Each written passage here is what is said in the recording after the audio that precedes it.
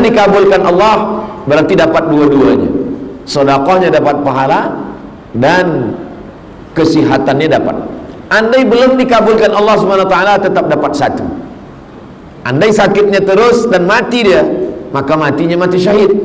Dan dia usahanya untuk berubat itu sudah mendatangkan pahala, dan dapat juga dia pahala sedekah. Nah, ini yang ketiga, kata Nabi, dawu mardakum bis sadaqah, obatilah orang yang sakit di antara kamu dengan sedekah.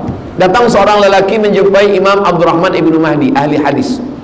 Lutut dia bernanah, tak sihat-sihat, tak sembuh-sembuh. Kamu sudah makan ubat? Kata dia, saya sudah makan ubat. Maka kata Imam Abdurrahman ibnu Mahdi, tunggu sekejap, saya solat sunat 2 rakaat. Dia nak minta ilham dari Allah Ta'ala. Lalu kemudian Imam Abdurrahman bin Mahdi teringat hadis Nabi, dawu mardakum bis sadaqah, obati orang yang sakit di antara kamu dengan sedekah. Selepas itu dia katakan, kamu bersedekah. Lalu orang ini pergi mencari kampung yang susah air. Lalu dia buatkan perigi di situ. Lalu setelah tak berapa lama, lututnya yang bernanah itu kering, sihat walafiat. Apa alasan logik masuk akal yang rasionalnya apa? Bagi orang yang beriman mudah saja. Sebab ketika orang minum air, orang pakai mandi, orang pakai berwuduk, selepas itu dia berdoa, ya Allah, berikanlah kebaikan pada orang yang mewakafkan perigi ini. Maka tak ada yang mudah, tak ada yang sulit, tak ada yang susah, tak ada yang payah bagi Allah. Innama amruhu idza arada syai'an ayaqula lahu kun fayakun. Yamsaskallahu bidurrin fala kashifa lahu illa hu. Kalau Allah berikan sesuatu kesulitan, tak ada yang boleh menyingkapkan kesulitan itu kecuali Allah. Wa iyyuridka bi khairin fala radda li fadli. Kalau Allah ingin memberikan suatu kebaikan, yang menolaknya pun tak ada satu pun boleh menolak, karena Allah itu sifatnya al-nafi'u, dia yang mendatangkan manfaat. Ad-darru, dia juga yang menolak mudarat.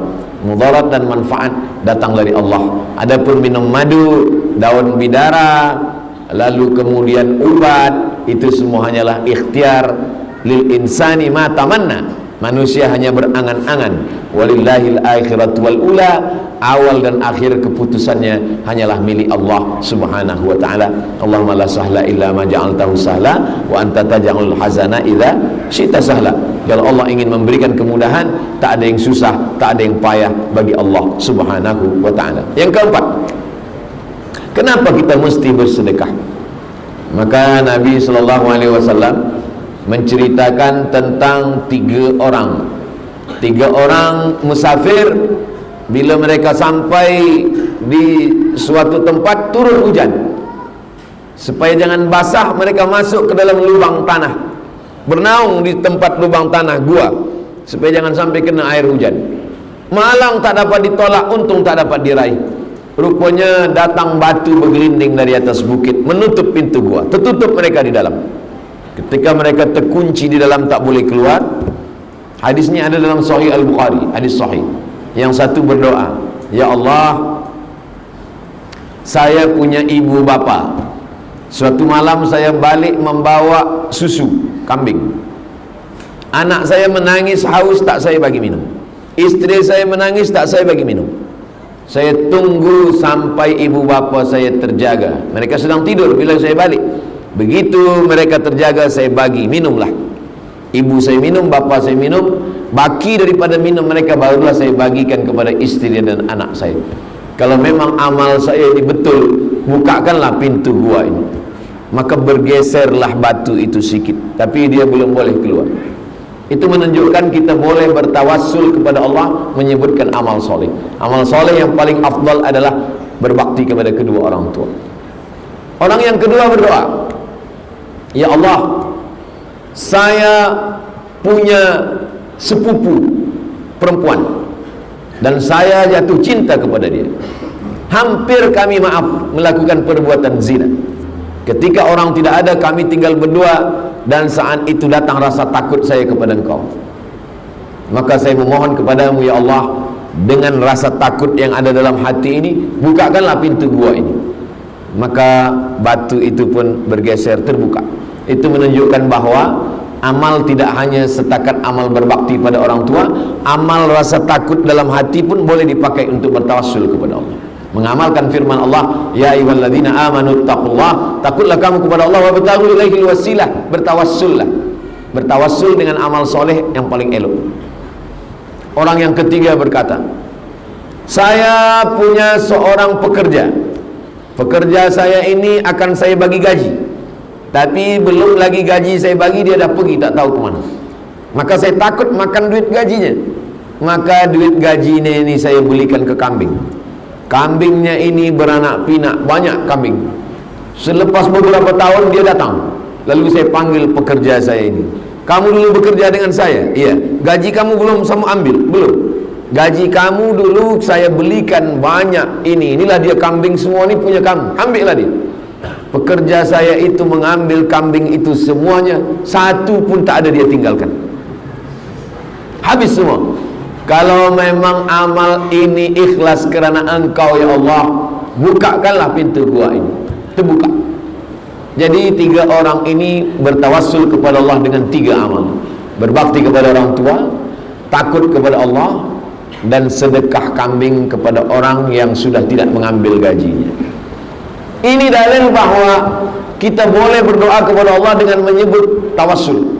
Ya Allah, berkat sedekahku kepada tempat wuduk muslimah Masjid Ar-Rahim, berkat sedekahku kepada mihrab Masjid Ar-Rahim, maka mudahkanlah kesehatan, mudahkanlah pekerjaan, mudahkanlah fikiran, mudahkanlah dari kesulitan, jauhkan daripada lilitan hutang piutang riba, mudahkanlah jodoh. Boleh bertawassul kepada Allah dengan menyebut amal dan hubungan kita hanya kepada Allah. Kita tak sebut kepada manusia, kita sebut hanya kepada Allah. Dia tidak termasuk dalam riya, dia tidak sum'ah, kerana yang tahu hanya kita dengan Allah subhanahu wa ta'ala.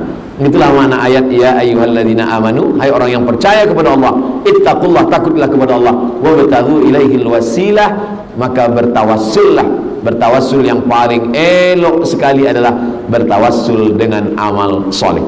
Banyak orang bertawassul dengan Nabi Muhammad, bertawassul dengan Syekh Abdul Qadir Al-Jilani, bertawassul dengan Imam Syafi'i, bertawassul dengan malaikat-malaikat. Baik, tak salah, tapi masih ada ikhtilaf. Adapun bertawassul dengan amal soleh, maka tiada ikhtilaf di dalamnya sama sekali. 5. Ada istilah sedekah subuh. Kenapa waktu subuh orang bersedekah? Sebab pada waktu subuh awal hari Allah kirimkan 2 malaikat. Apa kata malaikat yang pertama? Allahumma ati munfiqan khalafa.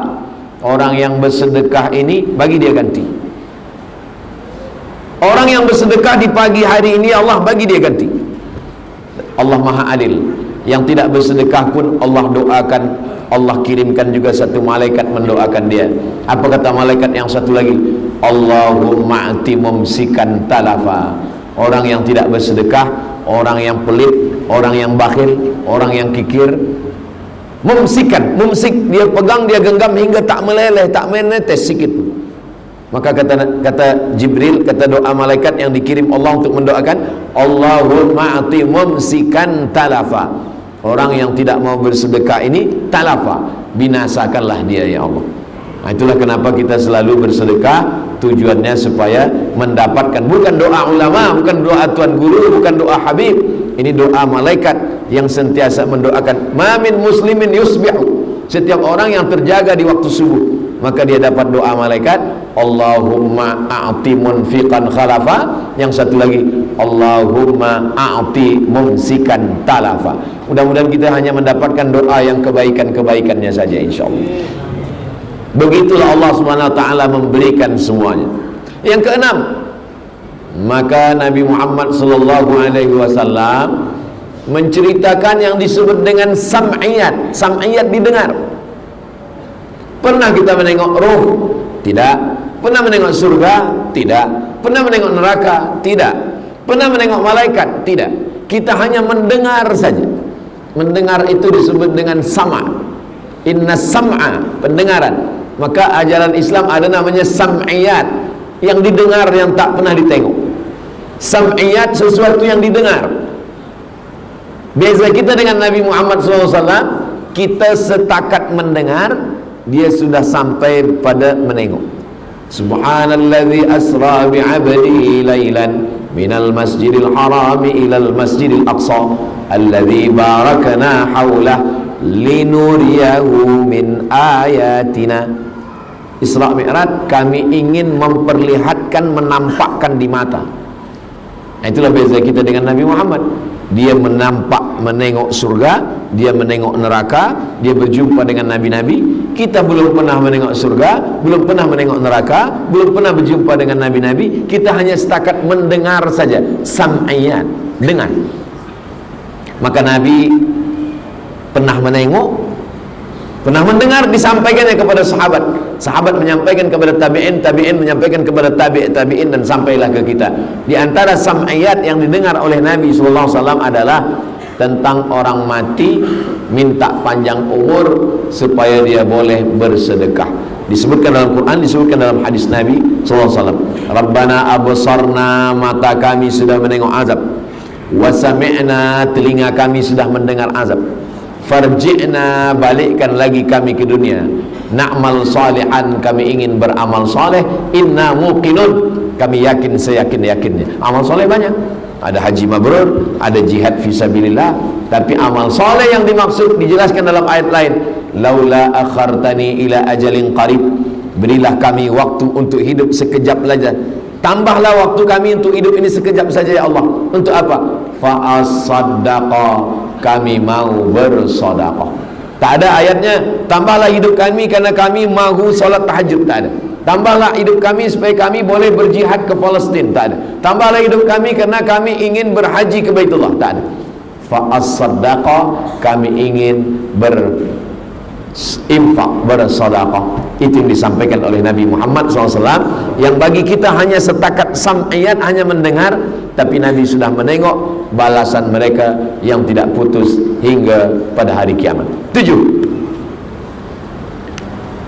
Rajulun tasaddaqa bi sadaqatin, ada orang yang bersedekah, lalu kemudian sedekahnya ini kepada penghafaz Al-Quran. Orang yang menghafaz Al-Quran tadi punya murid, dia ijazahkan qiraat Hafs an Asim. Yang menghafaz Quran tadi jadi imam, mengalir pahalanya untuk dia. Yang menghafaz Quran tadi mengajar Quran, punya murid, muridnya punya murid lagi. Maka kalau kita bukan penghafaz Quran, kita bukan ulama, kita bukan tuan guru, tapi kita ingin dapat amal ulama, amal penghafal Quran, amal imam, maka salah satu caranya adalah dengan sedekah. Bersedekah kepada anak yatim. Anak yatim tadi pandai menghafaz Al-Quran, boleh bahasa Arab, membaca kitab, belajar dia Azhar Kahira, balik dia membuat pondok, maka kita mendapatkan amal pahala. Inilah yang disebutkan oleh Imam Abdullah ibn Mubarak, rubba amalin saghirin yukabbiruhun niyah. Berapa banyak amal yang nampaknya kecil saja tapi besar kerana niat. Wa rubba amalin kabirin yusaghiruhun niyah. Berapa banyak amal yang nampaknya besar tapi sebenarnya kecil kerana dikecilkan oleh niat. Itulah pentingnya innamal a'malu binniyat. Kita beramal dan niatnya adalah kerana Allah Subhanahu wa ta'ala. Yang ke-8, kenapa kita mesti bersedekah? Kerana kata Nabi sallallahu alaihi wasallam, ketika Nabi sampai ke kota Al-Madinah Al-Munawwarah, Nabi membeli tanah. Tanah ini punya 2 orang anak yatim.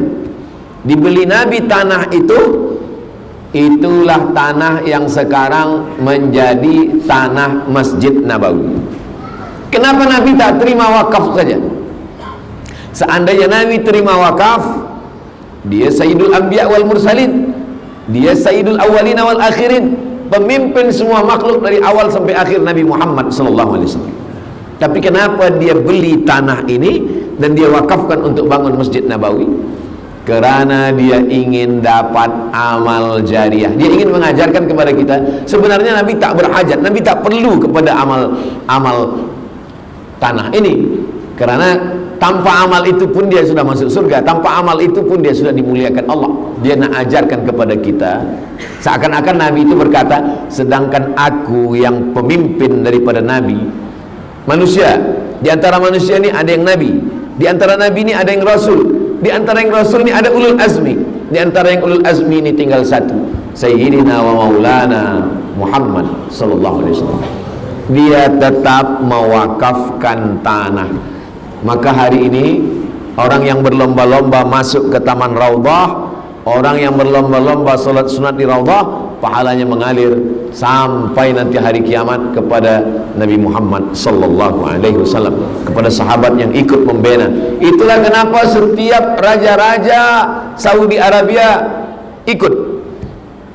Raja Fahad bin Abdul Aziz, Raja Abdullah, Raja Salman bin Abdul Aziz. Kenapa mereka semua ingin? Kerana mereka ingin dapat amal. Kalau kita tengok pintu, ini Babul Malik Fahad, ini Babul Malik Abdul Aziz, ini Babul Malik. Semua raja membuatkan satu pintu khas. Kenapa? Karena mereka ingin mendapatkan amal jariah sampai kepada hari kiamat. Karena mereka tahu bahwa mereka akan mati, kekuasaan mereka akan diteruskan oleh raja setelahnya, dan yang mengalir kebaikan hanyalah orang-orang yang datang ke Baitullah yang tak putus. Bukan berarti kita yang bukan raja tak boleh, bukan berarti kita yang tidak ada di Makkah, Madinah, tak Masjid Nabawi, tak Masjidil Haram. Maka sesungguhnya semua masjid adalah milik Allah. Wa annal masajida lillah, masjid itu milik Allah subhanahu wa ta'ala.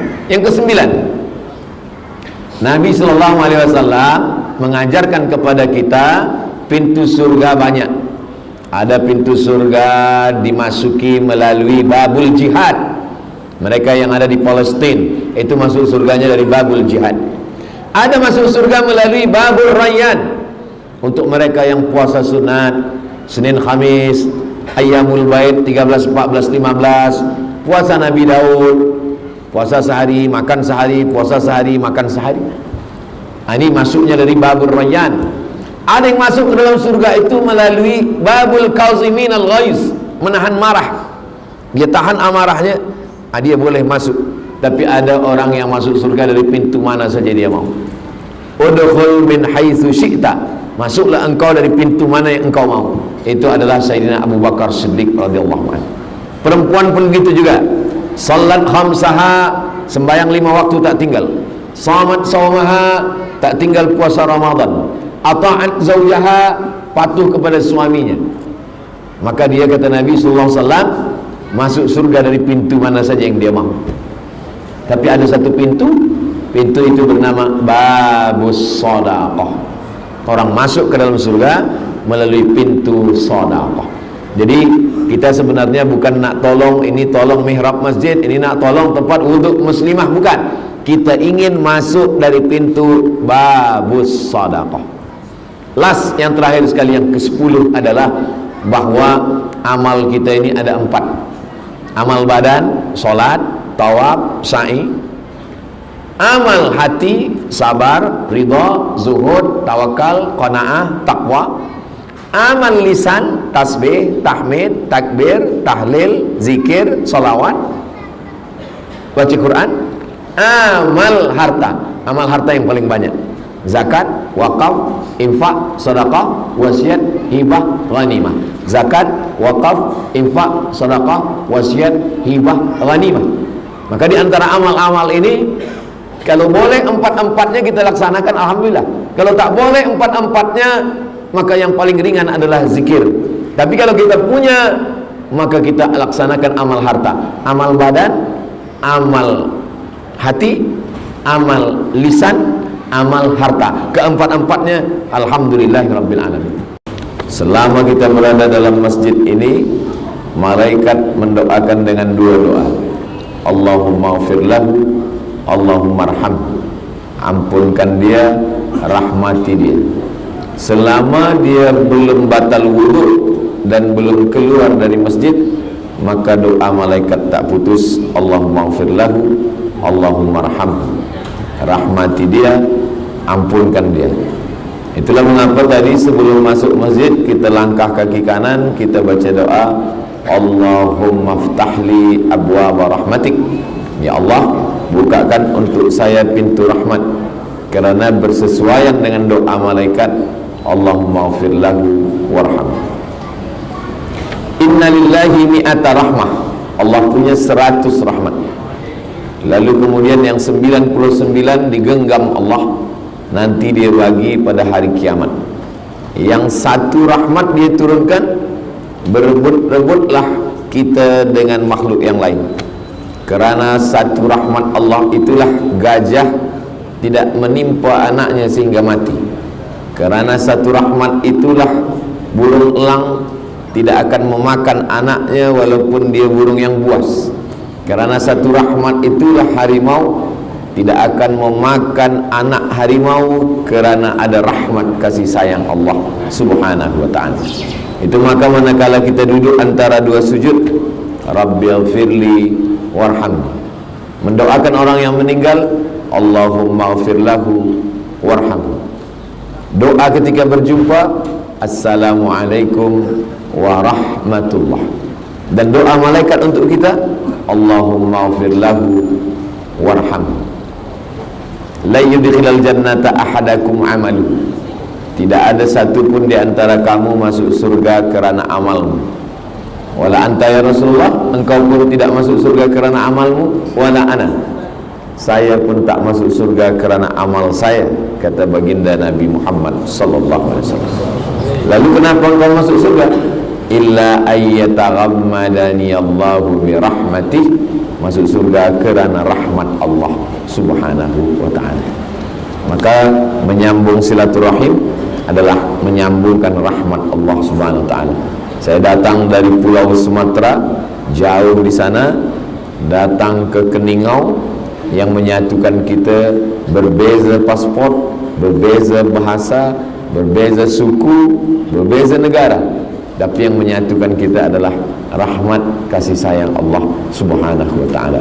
Mudah-mudahan rahmat kasih sayang Allah ni sentiasa dalam hati kita, sehingga kita boleh berkasih sayang karena Allah Subhanahu wa ta'ala. Ar-Rahimuna yarhamuhumur Rahman, orang yang boleh berkasih sayang adalah orang yang ada rahmat dalam hatinya. Irhamu man fil ardi yarhamkum man fis sama. Sayangi makhluk yang ada di bumi, maka malaikat-malaikat di langit akan memintakan rahmat kepada Allah supaya engkau mendapat rahmatnya. Itu hadis diriwayatkan sahabat Nabi, namanya Abdullah bin Amr bin As, dari Nabi Muhammad sallallahu alaihi wasallam.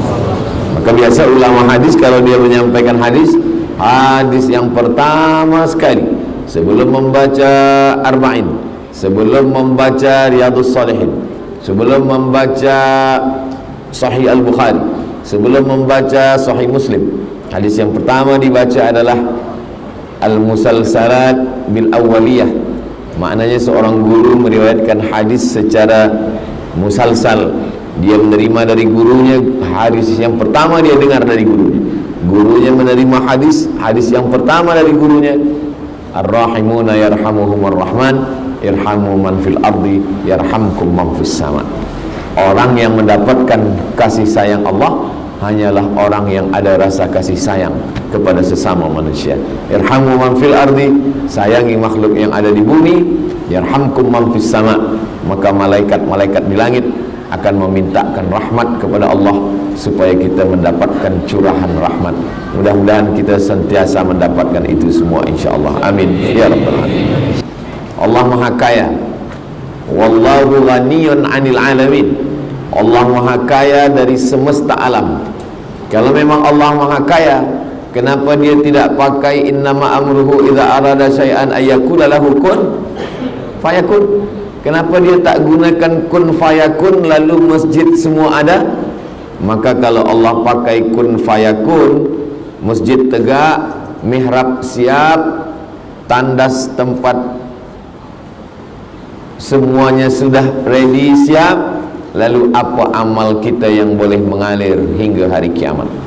Jadi banyak orang mengatakan, saya dah tolong masjid, saya dah tolong surau. Sebenarnya kita tidak tolong masjid, kita tidak tolong surau, kita sedang tolong diri kita sendiri.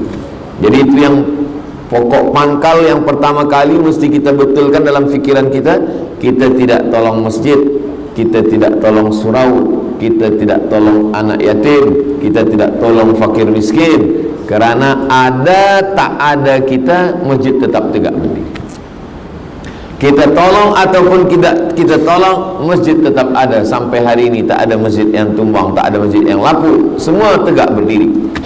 Kita sebenarnya sedang menolong diri kita sendiri di hadapan Allah Subhanahu wa ta'ala. Mindset kita mesti kita luruskan. Sebab kalau tidak, kalau kita tolong masjid itu jadi, kita akan mengatakan kalau saya tak ada masjid tak jadi. Muncullah apa namanya ujub. Ujub artinya i'jabul mar'i binafsihi.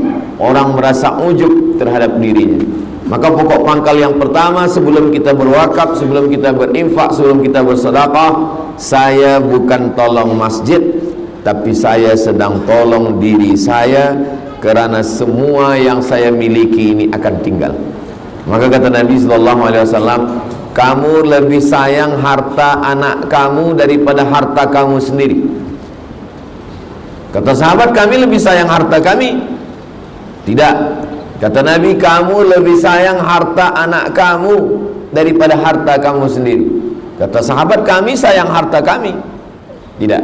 Kata Nabi, kamu lebih sayang harta anak kamu daripada harta kamu sendiri. Apa maksud cakap Nabi? Sebab semua yang kita miliki itu bila kita mati tinggal untuk anak kita.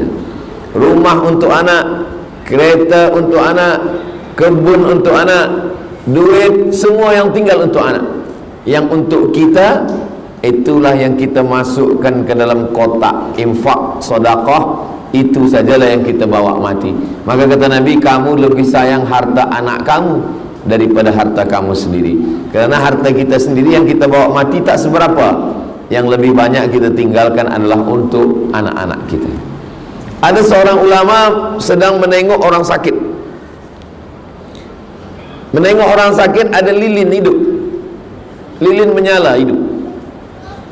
Kemudian orang yang sakit tadi sakratul maut, menghembuskan nafas yang terakhir, innalillahi wa inna ilaihi raji'un.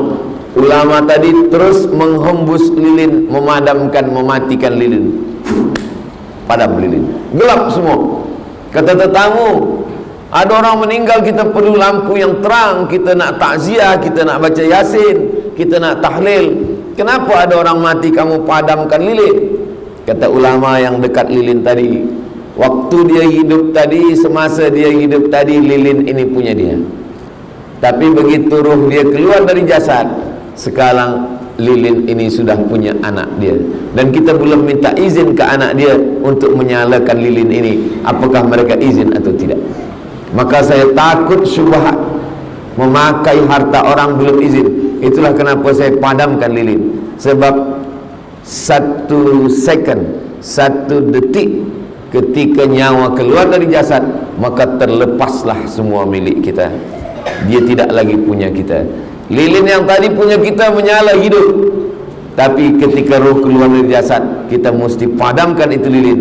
Sebab dia bukan lagi milik kita, tapi sudah milik anak-anak kita. Dan ulama tidak mau memakai lilin kerana anak-anak almarhum belum memberikan izin. Tapi bila anak-anak ditanya, hai semua anak ahli waris, izinkah kamu bila lilin ini diguna hidup kembali? Kata mereka, kami izin. Barulah boleh dinyalakan lagi. Itulah kenapa banyak orang tidak mau datang tahlil. Sebab apa?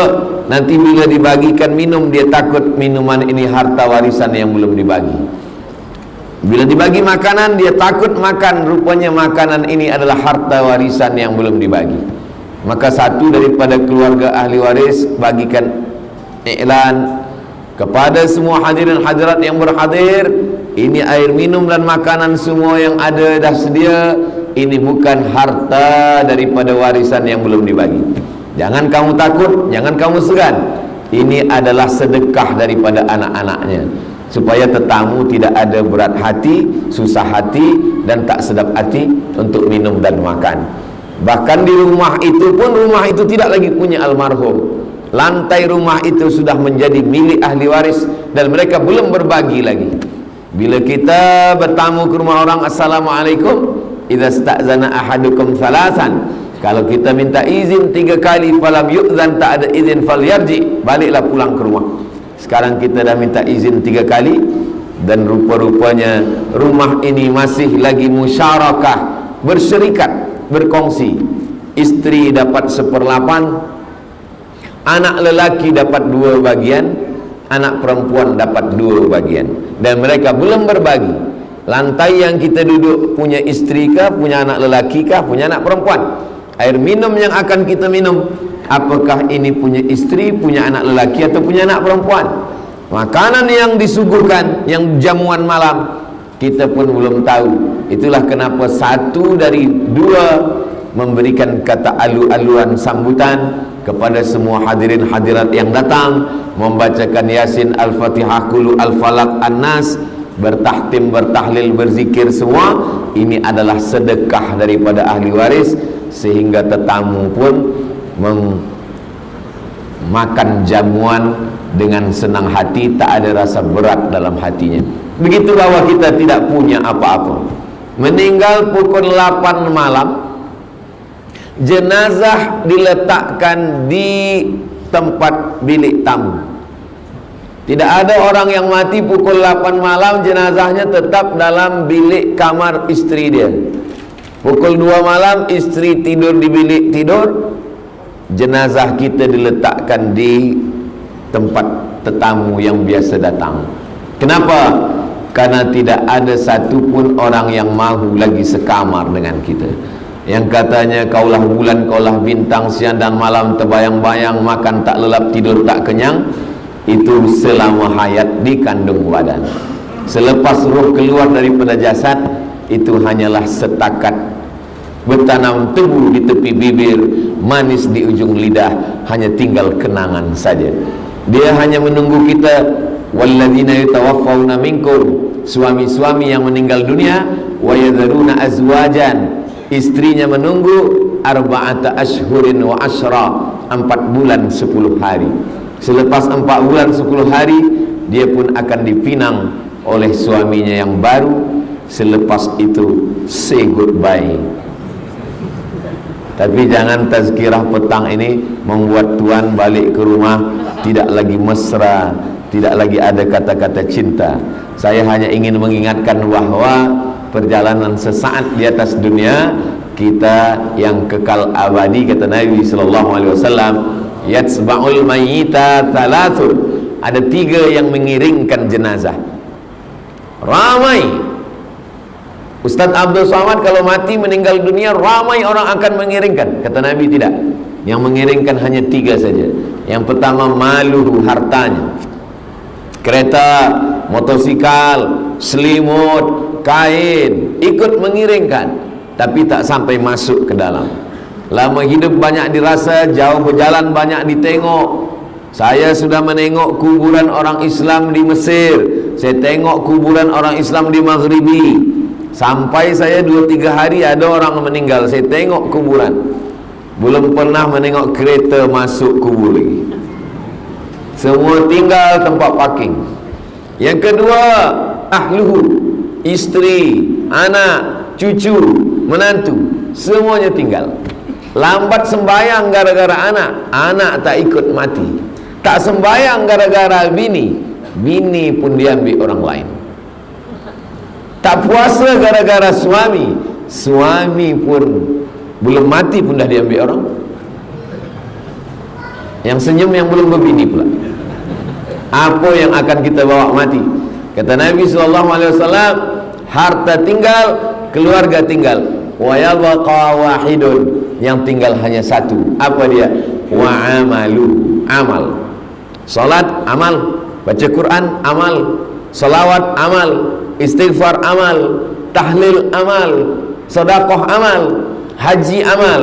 Jihad, amal. Tapi di antara semua amal ini ada satu amal yang disebut Allah dalam Al-Quran.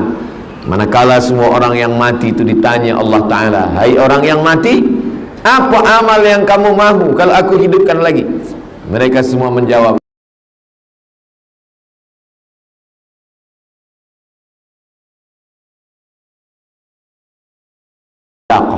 saya mahu bersedekah ya Allah. Maka tepat sekali sumbangan infak fisabilillah, mihrab masjid, memperbaiki ruangan wudhu, Mihrab masjid memperbaiki ruangan wudhu. Mihrab masjid 5 kali imam sembahyang di mihrab, subuh, zuhur, asar, maghrib, isya, tarawih, tahajud, witir, idul fitri, idul adha, istisqa minta hujan, kusuf gerhana matahari, khusuf gerhana bulan. Tempat wudhu 5 kali sehari muslimat berwudhu. Wuduk subuh, wuduk duha, wuduk zuhur, wuduk asar, wuduk maghrib, wuduk isya, wuduk tahajud, wuduk Ramadan. Wuduk manakala masuk ke dalam masjid. Idza dakhala ahadukumul masjid, kalau kamu masuk masjid fala yajlis, jangan duduk hatta yusalli rak'ataini, sembahyang sunat 2 rakaat. Dia pasti wuduk dulu ke dalam, mengalir. Tapi kalau kita bersedekah, jangan kita saja, tapi kita niatkan hadiahkan pahalanya untuk almarhumah mak, almarhum ayah, almarhum suami, almarhumah istri, almarhum anak, almarhum keluarga. Maka kita yang hidup dapat, yang meninggal dunia pun dapat. Begitu sunnahnya, kata Nabi Muhammad sallallahu alaihi wasallam. Ya Rasulullah, kata Sa'ad, ummi matat, mak saya mati, afa atasaddaqu anha, saya bersedekah untuk dia sampai apa tak sampai? Kata Nabi, sampai. Ayyu sadaqatu afdal, apa sedekah yang paling afdal? Kata Nabi, suqya al-ma, memberikan air minum.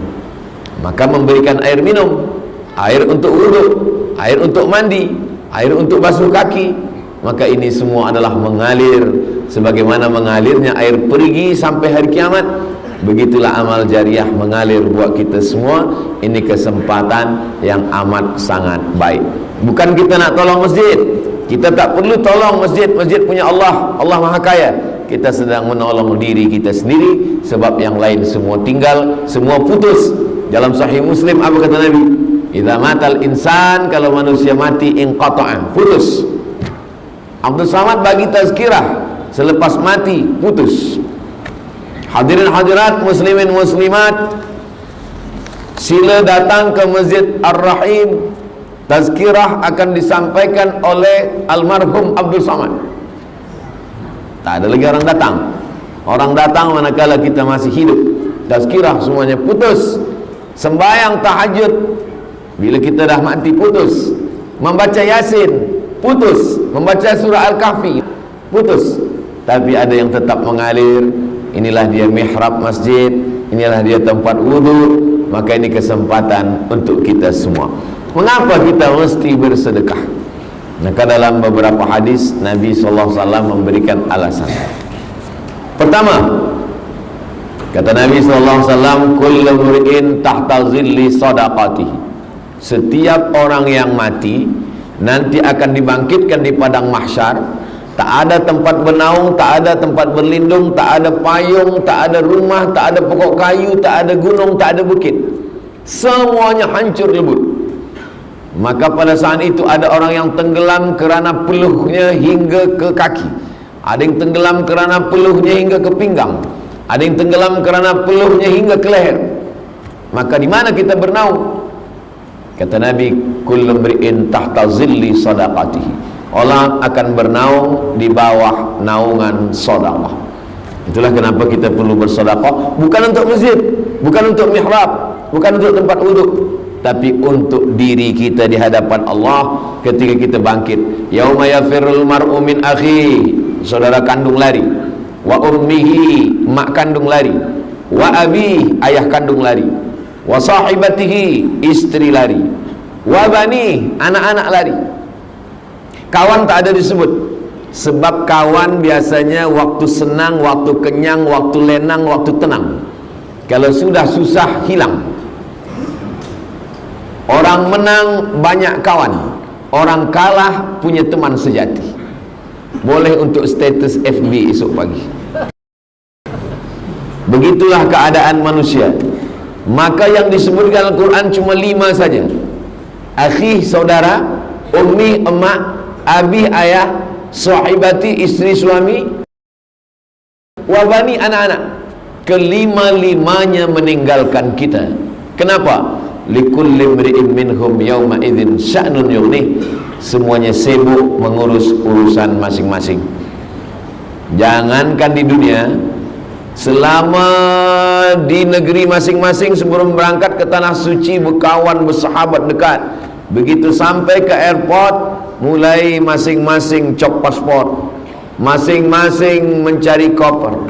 Begitu sampai beg, semua sibuk dengan urusan sendiri, tak lagi kenal mengenal. Yang selama ini baik ramah, yang selama ini sopan santun, begitu sampai airport Madinah, semuanya sibuk, mana beg saya, mana.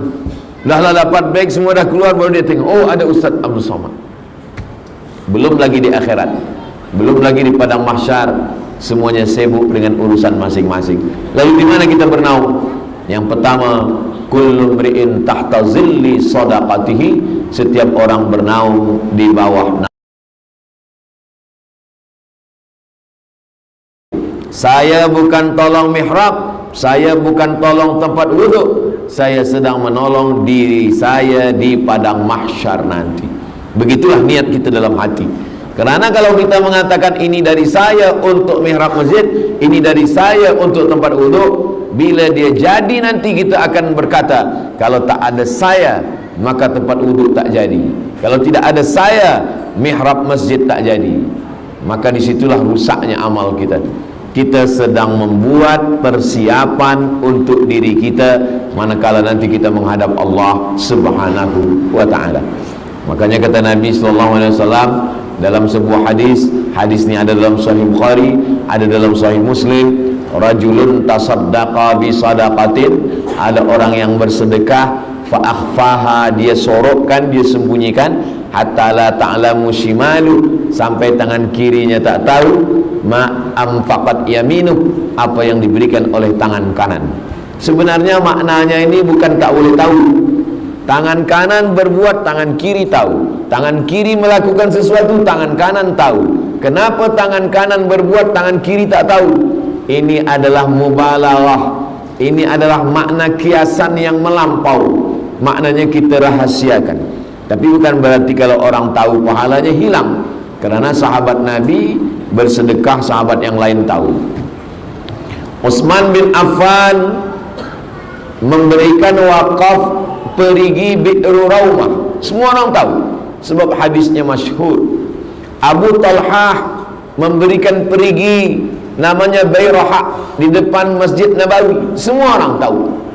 Abu Dihdah memberikan 600 batang pokok kurma, semua orang tahu. Abdurrahman bin Auf memberikan sedekah kepada pejuang yang ikut perang Badar, semua orang tahu. Itu menunjukkan bahwa kalau orang lain tahu, amal kita tetap baik. Yang tak boleh itu adalah riya dan sum'ah. Riya mempertontonkan amal, menampakkan amal. Sum'ah memperdengar-dengarkan amal kepada orang lain. Adapun kita berbuat orang lain tahu, kita jaga hati kita. Lalu box infak di hadapan kita, duit dah kita siapkan, tak jadi kita masukkan sebab kita takut dipuji orang, atau kita masukkan supaya dipuji orang. Kata Imam Fudail bin Iyad, pendapat Imam Fudail bin Iyad ini disebutkan oleh Imam Al-Ghazali dalam Ihya Ulumuddin. Tarkul amal li ajlin nas riya, tidak jadi beramal kerana takut dipuji orang, riya. Wal amalu li ajlihim syirik, beramal kerana ingin dipuji orang, syirik. Tak jadi beramal, masuk poket, lalukan box, tak jadi beramal, riya. Kita masukkan ke dalam supaya dipuji orang, syirik. Tak jadi pun kena, jadi pun kena. Jadi kalau macam tu bagaimana? Sesuai dengan niat baik kita masukkan saja. Selepas itu kita beristighfar, minta ampun pada Allah. Apapun cakap orang, kita serahkan pada Allah. Wa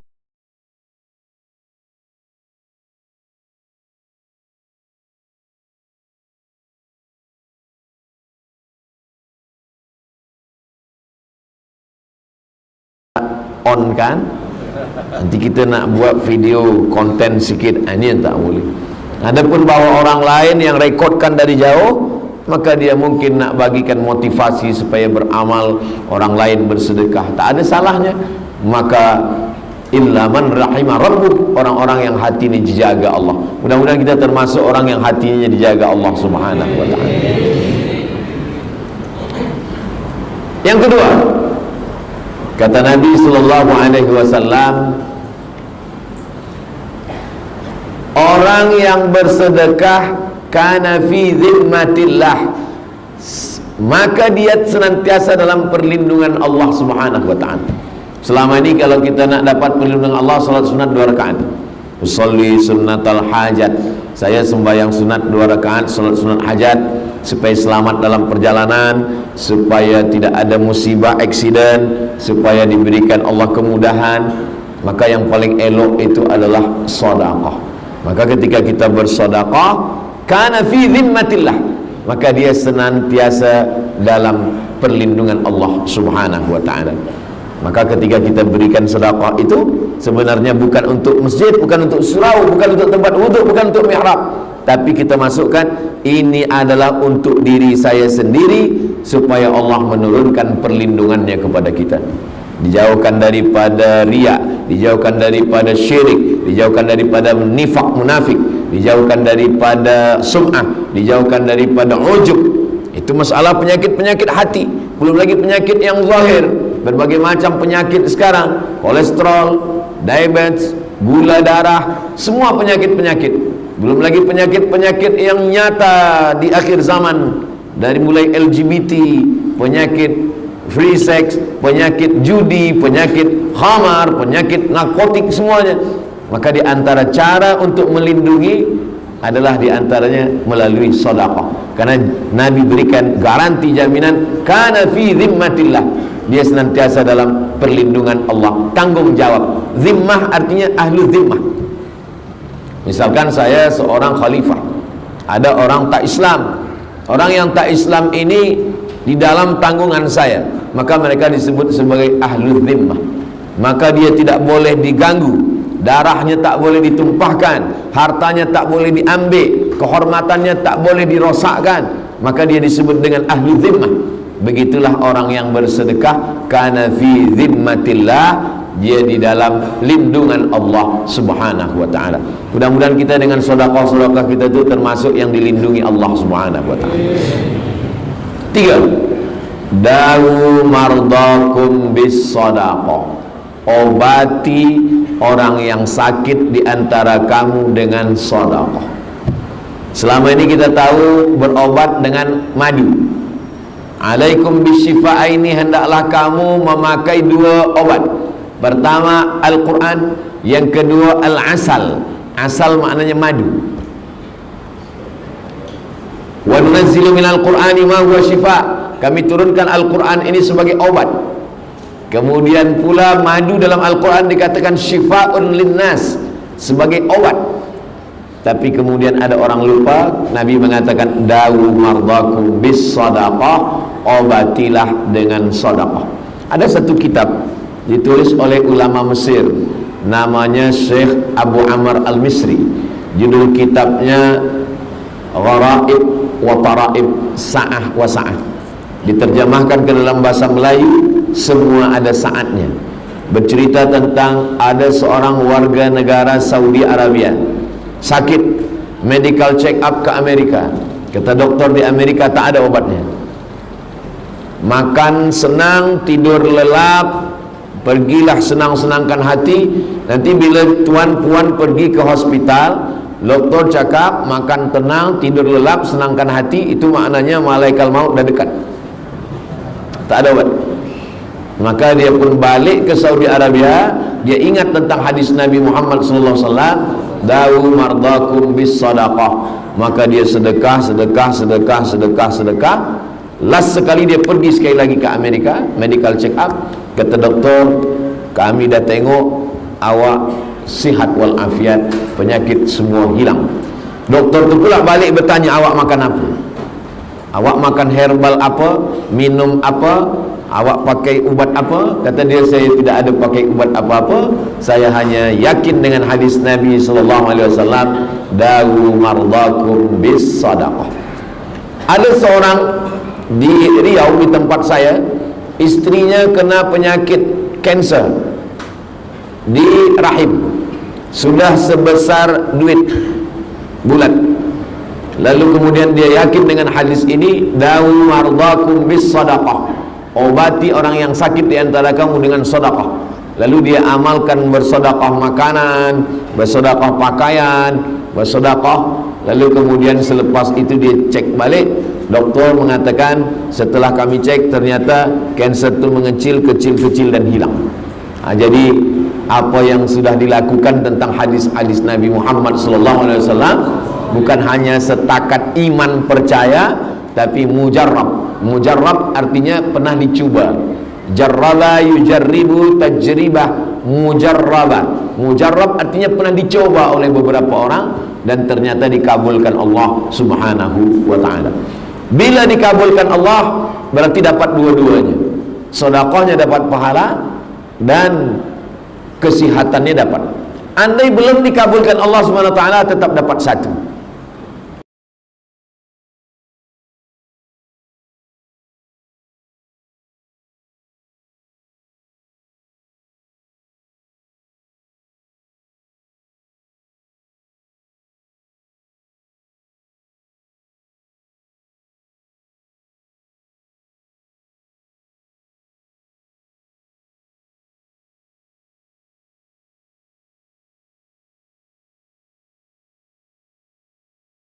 Ilham dari Allah Ta'ala.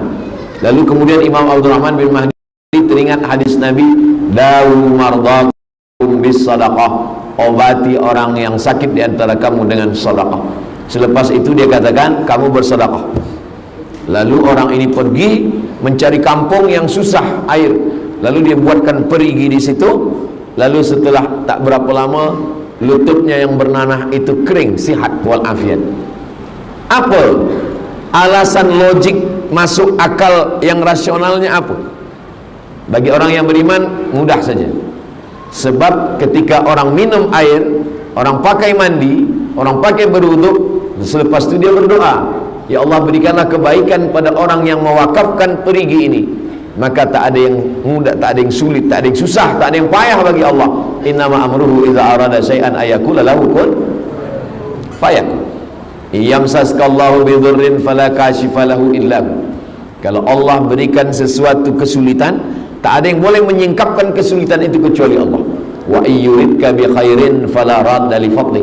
Kalau Allah ingin memberikan suatu kebaikan, yang menolaknya pun tak ada satu pun boleh menolak, karena Allah itu sifatnya al-nafi'u, dia yang mendatangkan manfaat.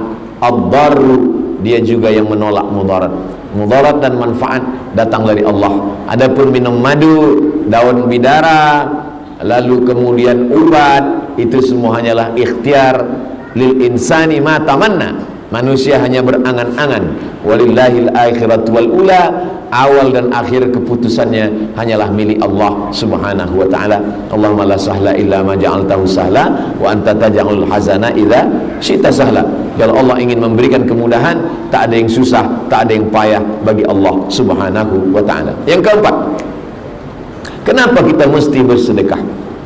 Maka Nabi SAW menceritakan tentang tiga orang musafir. Bila mereka sampai di suatu tempat turun hujan, supaya jangan basah, mereka masuk ke dalam lubang tanah, bernaung di tempat lubang tanah gua, supaya jangan sampai kena air hujan. Malang tak dapat ditolak, untung tak dapat diraih. Rupanya datang batu bergelinding dari atas bukit, menutup pintu gua, tertutup mereka di dalam. Ketika mereka terkunci di dalam, tak boleh keluar. Hadisnya ada dalam Sahih Al-Bukhari, hadis sahih.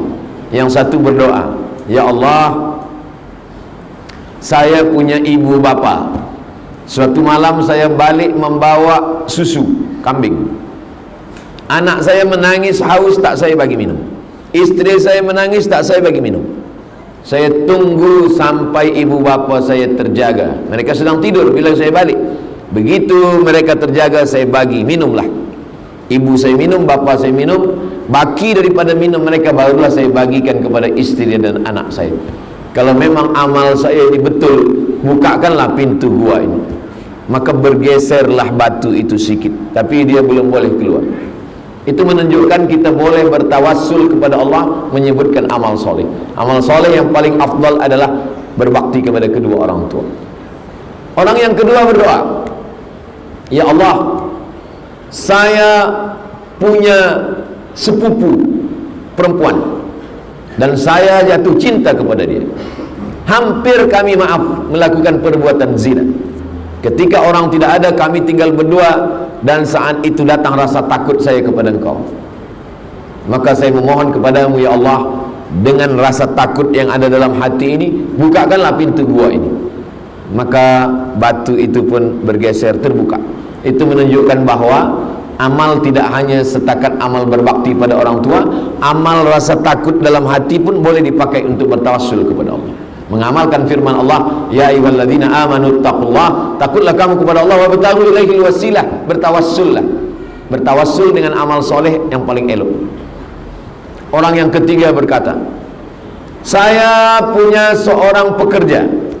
Pekerja saya ini akan saya bagi gaji, tapi belum lagi gaji saya bagi, dia dah pergi tak tahu kemana. Maka saya takut makan duit gajinya. Maka duit gajinya ini saya belikan ke kambing. Kambingnya ini beranak pinak, banyak kambing. Selepas beberapa tahun dia datang. Lalu saya panggil pekerja saya ini, kamu dulu bekerja dengan saya? Iya. Gaji kamu belum sama ambil? Belum. Gaji kamu dulu saya belikan banyak ini. Inilah dia kambing semua ini punya kamu. Ambillah dia. Pekerja saya itu mengambil kambing itu semuanya, satu pun tak ada dia tinggalkan. Habis semua. Kalau memang amal ini ikhlas kerana engkau ya Allah, bukakanlah pintu gua ini. Terbuka.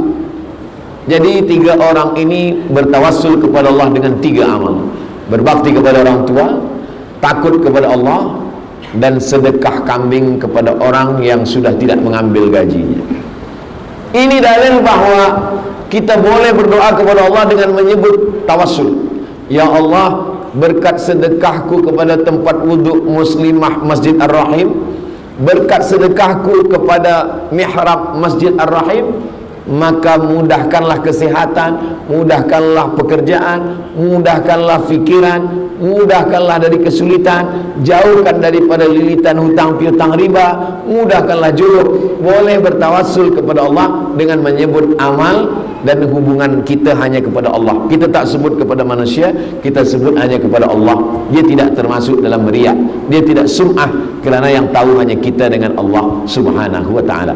Itulah makna ayat ya ayyuhalladzina amanu, hai orang yang percaya kepada Allah, ittaqullah, takutlah kepada Allah, wa bataghu ilaihil wasilah, maka bertawassullah. Bertawassul yang paling elok sekali adalah bertawassul dengan amal soleh.